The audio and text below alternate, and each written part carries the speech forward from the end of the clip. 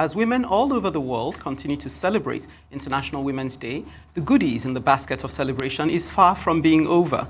The Women in Energy Network, WIN, in alignment with the 2021 Global International Women's Day theme, Choose to Challenge, is organizing a symposium which will encourage women across Africa to choose to challenge gender bias and inequality, to take a position in driving the energy transition, and to celebrate the achievements of women-driven successes in the energy sector.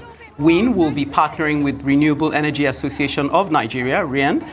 Joining us now for more on this great development is Funmi Ogbue, President of Women in Energy Network.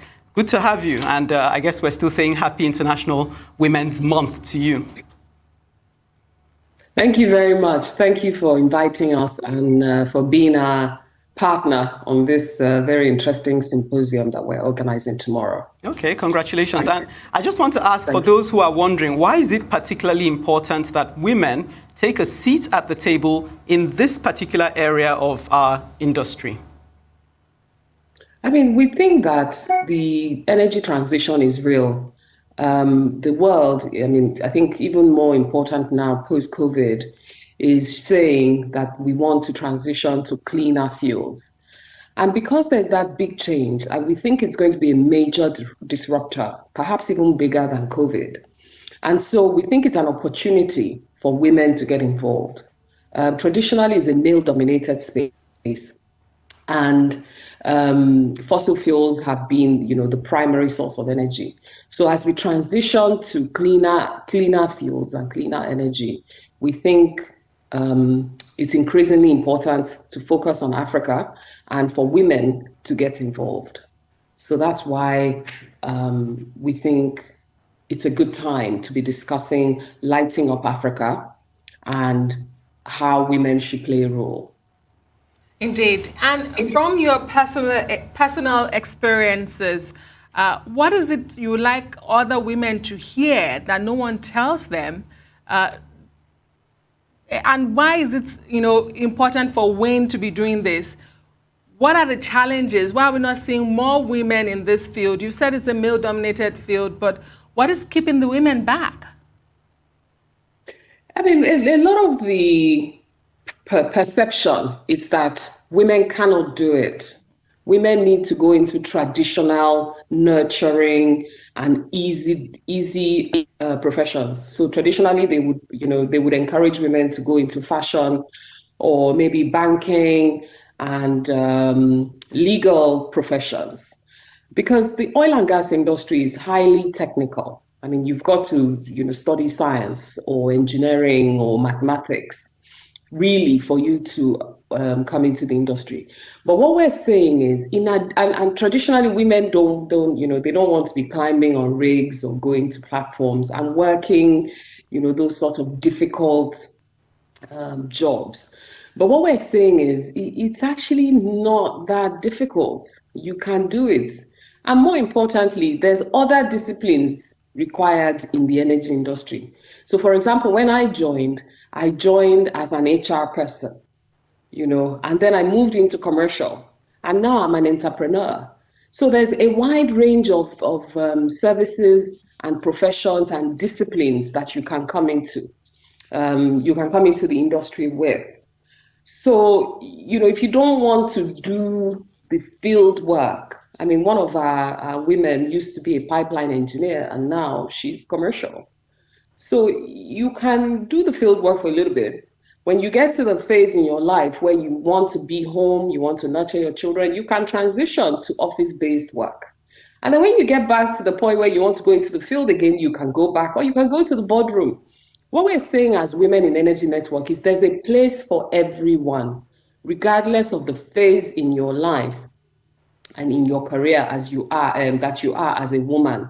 You can find a role in the industry. Okay. I remember when I joined Shell in the HR department, it was maybe something like 98% men, even in the HR department, human resources. So, even in office-based roles, it's largely male-denominated or male-dominated. All right, because, a personal experience. This happened yesterday, really.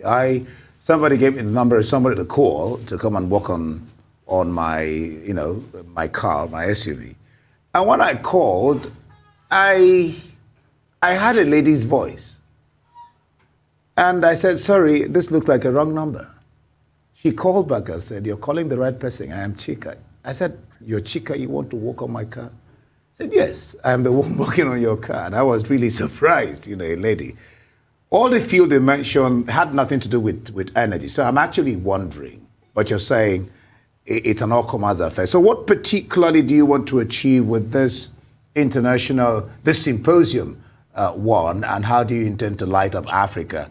What part women will play in that? I mean, that's a really good question. The fundamental thing that we want to achieve is to showcase the women that are already in the industry, to say we're here. There's a lot of us. I remember when we started, when we had the first picture that we took to commemorate the last International Women's Day, we had 30 members. When we did the same thing today, we had, I think, more than double, 3 times the number of images. So there actually are a lot of women. We want to showcase those women, first and foremost, to say that we're here. The second thing we want to do is we want to bridge the conversation between the sectors. So power, gas, renewable, and oil. So the traditional and the new energy sources. We want to be the platform that bridges that conversation for them to talk to each other so that we can encourage more domestic use of our natural resources.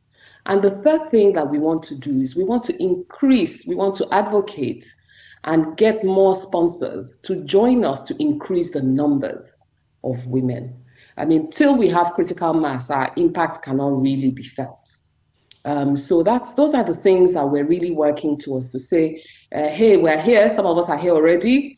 And then secondly, we need to cover the whole value chain and go from extraction to utilization and industrialization for the economic development of Africa. We believe that Africa is the last frontier and the real opportunity that exists for the world. So we want to showcase that. And then the third thing is we want to ensure that people are utilizing more women folk, because we're saying that you can't really get to your destination by hopping on one leg. There's something that women bring to the table, and we're trying to encourage the world, specifically at large and specifically the industry, to see it and use it. And just to say we're here. Yes, I mean, they say women can be difficult, but it's in that difficulty that there's beauty. I like your outlook, the hopping on one leg and the beauty in difficulty. But I also like the fact that you're looking to renewable energy and somehow away from oil, because we've been a little too obsessed with that. So what does the future of oil look like to you, and how women watching you now, how do they take advantage of this early bird, do you say, investment in what you're offering in terms of getting involved in the renewable energy sector?